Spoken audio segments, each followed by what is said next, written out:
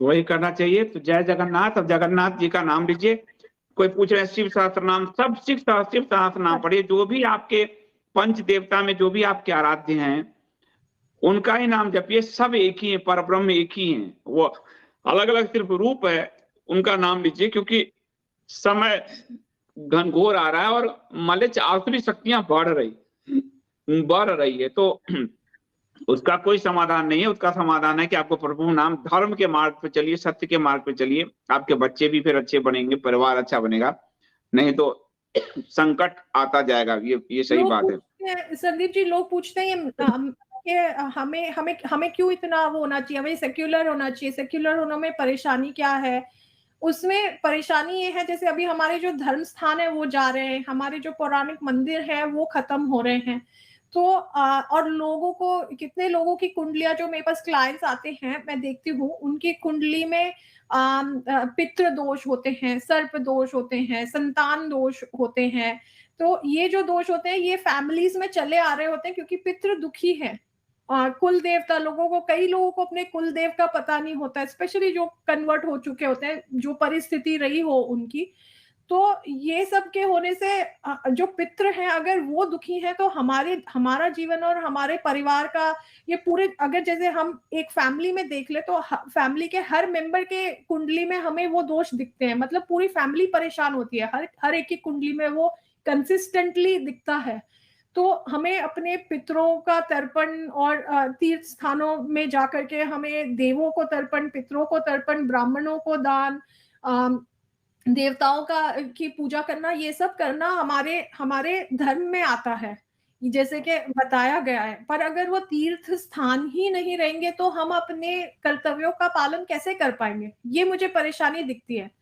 तो जैसे जो उनको मैं ज्योतिष की रेमेडीज जैसे बताती हूँ, उनके जीवन में फर्क पड़ता है, बट ऐसे कितने वो जो रेमेडीज हैं, उपाय हैं, वो भी भाग्य से ही मिल पाते हैं लोगों को। तो उसका सबसे अच्छा वो है कि हम तीर्थ स्थान, अब जैसे मैं महाभारत में पढ़ रही थी कि महाभारत में बताया गया है कि पुलत्स्य ऋषि बता रहे हैं भीष्म जी को, कि भीष्म जी ने पूछा कि तीर्थ स्थानों का क्या महत्व है, आप बताइए। तो पुलत्स्य ऋषि बोलते हैं कि जो यज्ञ करना, अनुष्ठान करना, ये मनुष्यों के लिए एक कर्तव्य है, एक कर्म माना गया, ये सबको करना चाहिए। पर इसको करने के लिए साधन बहुत चाहिए, बहुत पैसा, बहुत पंडितों का, बहुत वस्तुएं चाहिए होती हैं, दान करने के लिए बहुत बहुत पैसे लगते हैं। इन शॉर्ट वो ये बताए थे। बट फिर उन्होंने कहा पर ये गरीब लोग ये नहीं कर सकते, तो उनके लिए तीर्थ स्थानों की व्यवस्था की गई है कि आप तीर्थ स्थानों में जाइए और वहां पे आप त्रिसंध्या, 3 दिन भूखे रहें और या फलाहार करें और भगवान को पूजिए और अपने देवताओं और पितरों का तर्पण कीजिए। और हर तीर्थ स्थान का फिर उन्होंने उसमें बताया हुआ है। तो तीर्थ स्थानों का ये महत्व बताया गया है कि जो साधारण जन मानस है वो वहां पे जाकर के अपना अपना जो कर्तव्य है उसकी पूर्ति कर सकता है। पर जब ये तीर्थ स्थान ही हमारे खत्म होते जा रहे हैं, तो मनुष्यों के लिए के पास क्या रह जाएगा? तो ये तो पूरे हमारी जो पीढ़ी है, हमारे पितरों को लेकर के, हमारा जो सीड है, बीज है, उसी को पूरा खराब कर दिया जा रहा है। फिर तो आगे आने वाली पीढ़ियों के लिए वही तो है वो नहीं, ये दोष ही लोग। लेकर पैदा होंगी। और ये फिर जो जीवन है, फिर it defines the quality of life. किसी के जॉब नहीं लग रही है, किसी के शादी नहीं हो रही है, किसी के बच्चे डिफॉर्म पैदा हो रहे हैं, कहीं फैमिली में परेशानी है, कहीं अनटाइमली कुछ हो जा रहा है। ये सब कुछ दोष बताते हैं। ये दोषों का निवारण ही तो तीर्थ दोषी हैं अभी। आप ज्यादातर देखेंगे, ज्यादातर जो भेड़ बुद्धि चल रहे हैं उसमें ज्यादातर बेरोजगार हैं। बेरोजगारी, ये भी दोष बताता है। बेरोजगारी ये है उसमें दोष बहुत क्यों है? बड़ी। पितृ दोष है। हाँ, बहुत बड़ी लोग बेरोजगार। कुल और देवता को नहीं जानते, अपने इष्ट देव को नहीं जानते, उनको पूजते नहीं हैं, पशुओं की तरह रहते, तो फिर ये सारे तो दोष आएंगे फिर। और कई ये महत्व है तीर्थों का।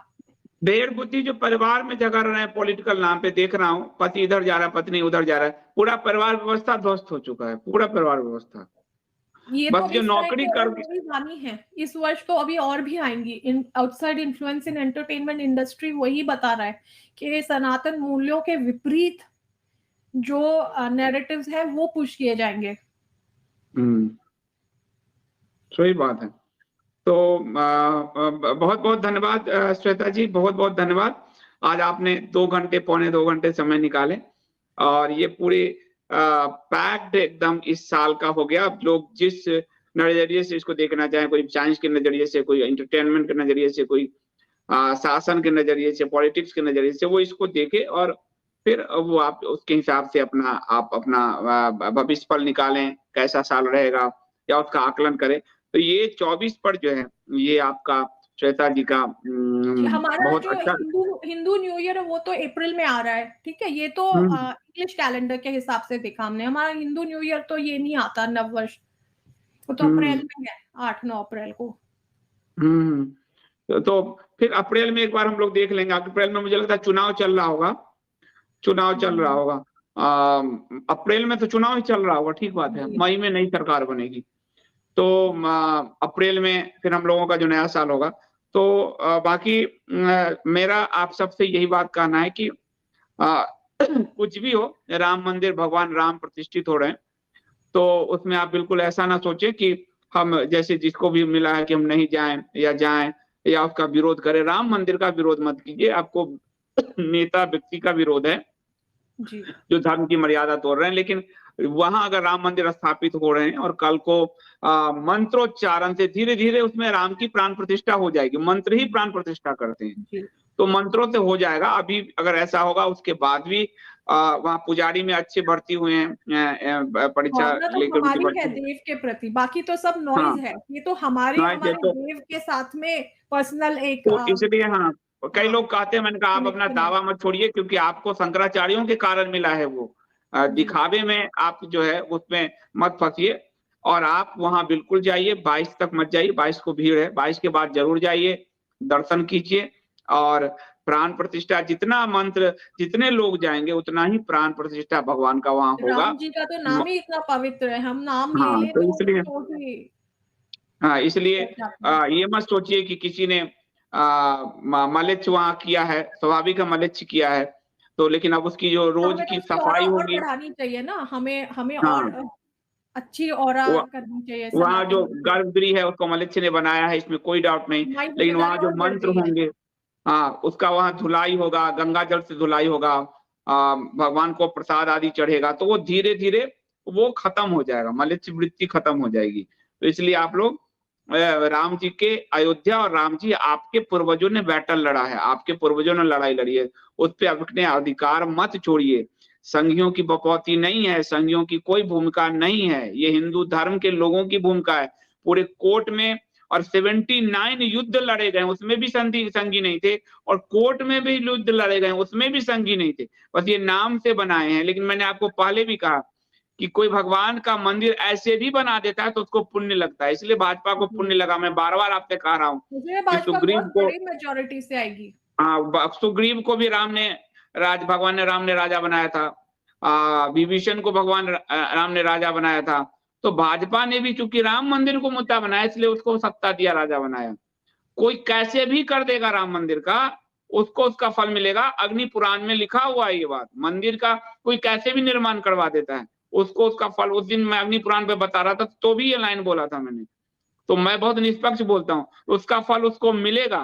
पर आप अपने भगवान को के मंदिर को किसी पापी मलेच्छ के चक्कर में आप मत उससे त्यागिए। वो आपकी मंदिर, आपके पूर्वजों ने लड़ाई की है, वो हर सनातन हिंदुओं का मंदिर है। वहां 22 के बाद जाइए, दर्शन कीजिए और जय श्री राम के नारे लगाइए। ये आपके अंदर सनातन का उद्घोष होना ही चाहिए, इससे किसी को भागने की आवश्यकता नहीं है। तो बहुत बहुत धन्यवाद श्वेता जी, और जो है आप आए, फिर आपका समय हम लेंगे और चाहेंगे कि फिर से आप कोई, अगर दुनिया में अभी कुछ विकराल होने जा रहा है, हो रहा है, दिखेगा, तो आप पुनः जो है ज्योतिषीय गणना के जरिए मार्गदर्शन कीजिए और इंडिया स्पिरिट टेली के दर्शकों का जो है उनका ज्ञानवर्धन कीजिए। आपका बहुत बहुत धन्यवाद। धन्यवाद सर।